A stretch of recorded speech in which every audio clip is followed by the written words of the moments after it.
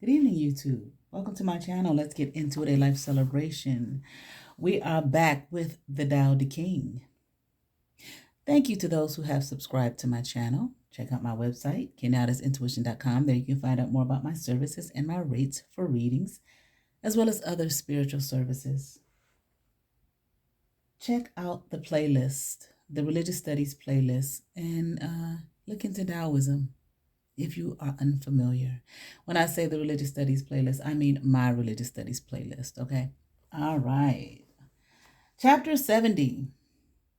My words are easy to understand and easier to put into practice. Yet no one in the world seems to understand them, nor are they able to apply what I teach. My teachings come from the ancients. The things I do are done for a reason. Because you do not know me, you are not able to understand my teachings. Because those who know me are few, my teachings become even more precious. Don't worry about the numbers.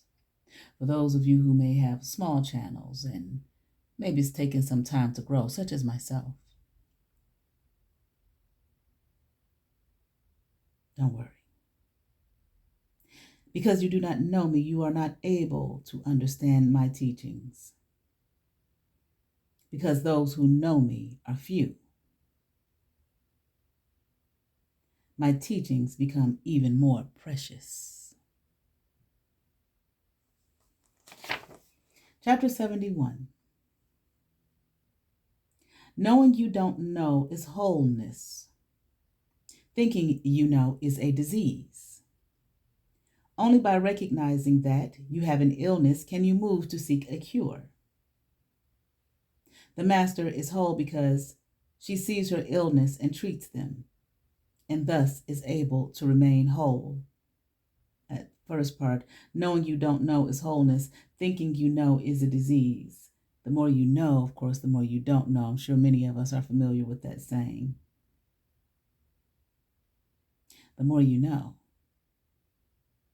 the more you realize and recognize that you know very little. Knowing you don't know is wholeness. Thinking you know is a disease. Only by recognizing that you have an illness can you move to seek a cure, like, with any of these anonymous type of organizations. What's the first thing? A person has to recognize that they have an illness. Then they can be on the be on the path to a cure, be on the path to healing. The master is whole because she sees her illness and treats them, and thus is able to remain whole. Chapter 72. When people become overly bold, then disaster will soon arrive. Do not meddle with people's livelihood. By respecting them, they will in turn respect you. Therefore, the master knows herself, but is not arrogant. She loves herself, but also loves others.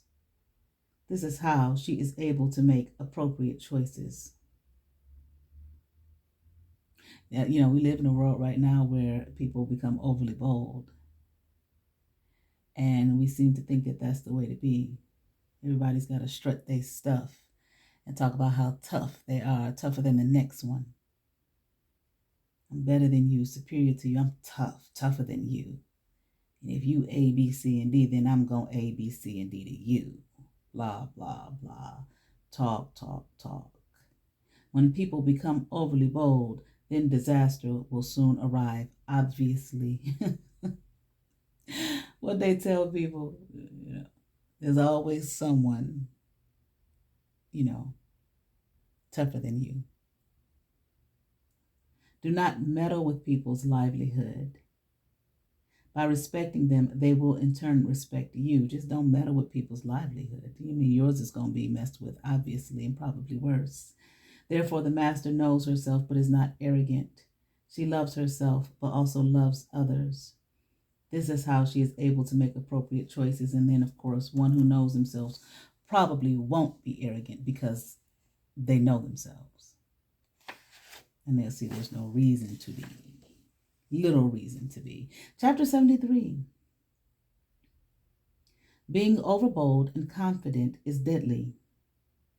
The wise use of caution will keep you alive.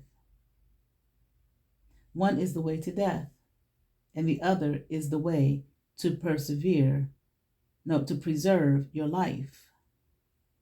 Who can understand the workings of heaven? The Tao of the universe does not compete, yet wins, does not speak, yet responds, does not command, yet is obeyed, and does not act, but is good at directing. The nets of heaven are wide, but nothing escapes its grasp. Being overbold and confident is deadly, talking too much, being too big and bad and tough. It's always somebody or something that's got something for that ass. The wise use of caution will keep you alive. One is the way to death. The other is the way to preserve your life. Who can understand the workings of heaven? The Tao of the universe, the Tao, the way, the rhythm, the way things work, the way nature works, what makes nature what it is, the Tao from which all things come. It doesn't compete, but yet it wins. Of course. It doesn't speak. They're still trying to find some kind of way to subdue the natural way of nature, which is human beings as well, our nature. How do we subdue it? How do we control it? Weather patterns,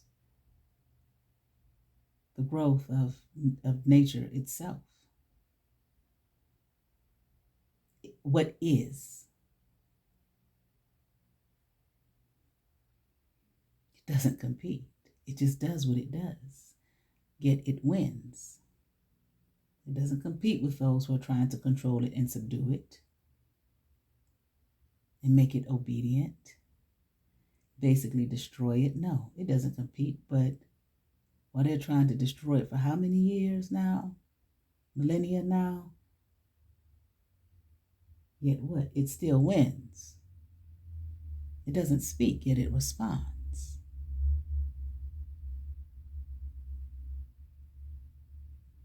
It doesn't command, yet it is obeyed. Nature, the rhythm, the way,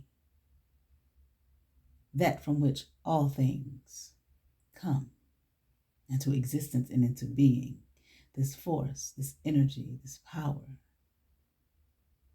And just as peaceful, doing what it does, and yet it is obeyed. It does not act, but is good at directing. The nets of heaven are wide, but nothing escapes its grasp. Look, y'all, we almost finished. I think maybe 74. I'm on chapter 74 next through 81. We will be done soon. And when we are, we will move on to the next religious text, the Tao Te Ching by Lao Tzu. You all be blessed. Peace.